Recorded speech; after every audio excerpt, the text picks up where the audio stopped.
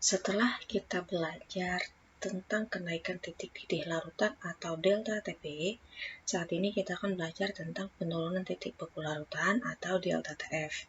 F dalam hal ini pengertiannya adalah freeze. Oke, langsung saja.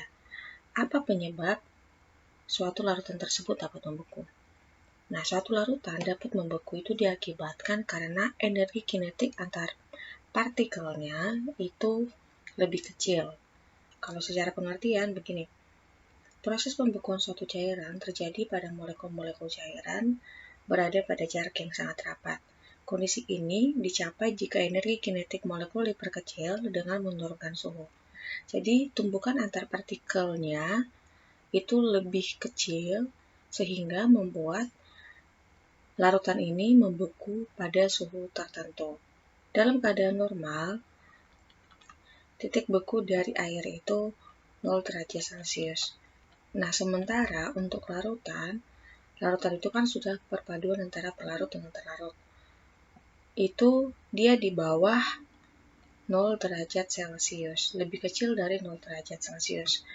Contoh di sini, ini kan air kan 0 derajat Celcius. Kalau misalnya ini kita mendinginkan suatu larutan dengan air, ya. Misalnya ini air.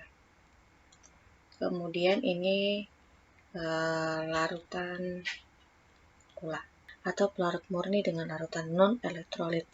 Nah, di antara kedua zat ini, kalau misalnya kita bekukan, maka air itu pada suhu normalnya itu akan membeku pada 0 derajat Celcius. Sementara larutan gula, itu dia memiliki titik beku kurang lebih minus 2 derajat Celcius, ini contohnya, nilai TF-nya. Dari 0 ke minus 2, itu dia mengalami penurunan. Penurunan inilah yang disebut dengan penurunan titik beku larutan, atau titik beku dari larutannya itu lebih kecil daripada titik beku pelarut murni. Dari contoh yang tadi, perbandingan antara titik beku air dengan larutan gula, maka kita mengambil kesimpulan bahwa semakin banyak partikel zat terlarut dalam suatu pelarut, maka penurunan titik beku larutannya atau delta TF-nya itu akan semakin besar. Dan titik beku dari larutannya sendiri akan semakin lebih rendah.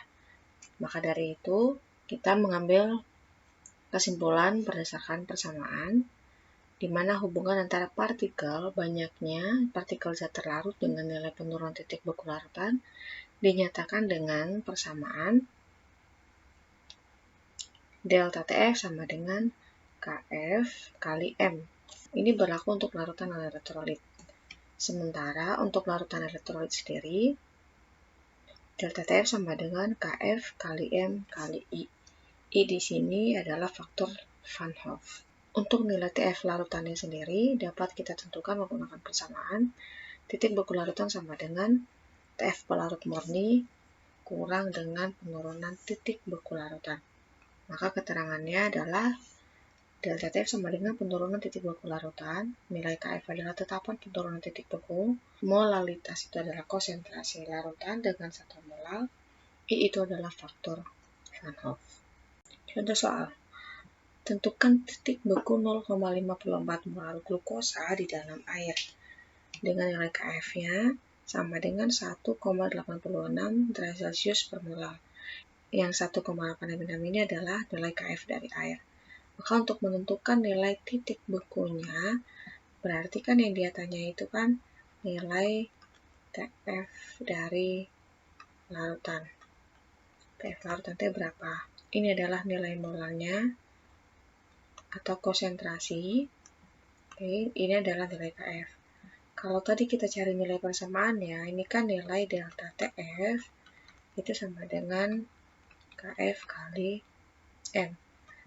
Nah, KF-nya itu ada 1,86 derajat Celcius per molal kali nilai molalnya itu adalah 0,54 molal. Maka nilai delta TF-nya sama dengan 1,0044 derajat Celcius, atau ini bisa kita ambil angkanya sama dengan 1 derajat Celcius. Ini adalah nilai delta TF atau nilai penurunan titik beku larutannya. Yang dia tanya itu adalah titik beku tiap larutannya. Maka nilai F dari larutannya itu adalah, berarti di sini TF larutan sama dengan TF pelarut murni dikurang dari delta TF. Berarti ini sama dengan 0 derajat Celcius minus delta TF.